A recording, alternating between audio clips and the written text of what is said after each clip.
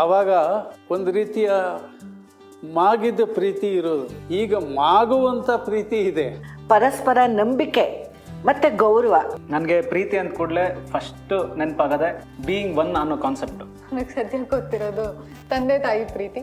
ನನ್ನ ಪ್ರಕಾರ ಪ್ರೀತಿ ಅಂದರೆ I think understanding and friendship. ಪ್ರೀತಿ ಅಂದರೆ ನಂಬಿಕೆ, ಒಬ್ರನ್ನೊಬ್ರು ಅರ್ಥ ಮಾಡ್ಕೊಳ್ಳೋದು. ಪ್ರೀತಿ ಅಂದರೆ ಎಲ್ಲರಿಗೂ ಗೊತ್ತೇ ಇರುತ್ತೆ. ಸೊ ಅದರಲ್ಲೂ ನನಗೆ ನನ್ನ ವೈಫ್ ಅಂದರೆ ಸಿಕ್ಕಾಪಟ್ಟೆ ಪ್ರೀತಿ.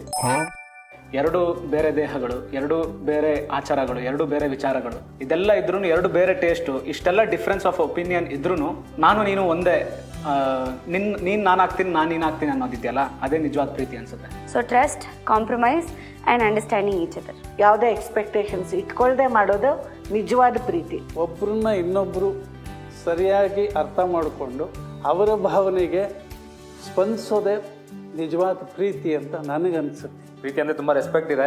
ಪ್ರೀತಿನ ಪ್ರೀತಿ ಥರನೇ ಪ್ರೀತಿಸಿ, ಅದೇ ಪ್ರೀತಿ. ಬರೀ ಡೌಗಳಿಂದ ಒಂದು ಒಬ್ರನ್ನೊಬ್ರು ಅರ್ತ್ಕೊಂಡು ಮುಂದೆ ನಡೆಯೋದು ರಿಲೇಶನ್ಶಿಪ್ಪಲ್ಲಿ ಐ ಥಿಂಕ್ ಇಸ್ ತುಂಬ ಇಂಪಾರ್ಟೆಂಟ್.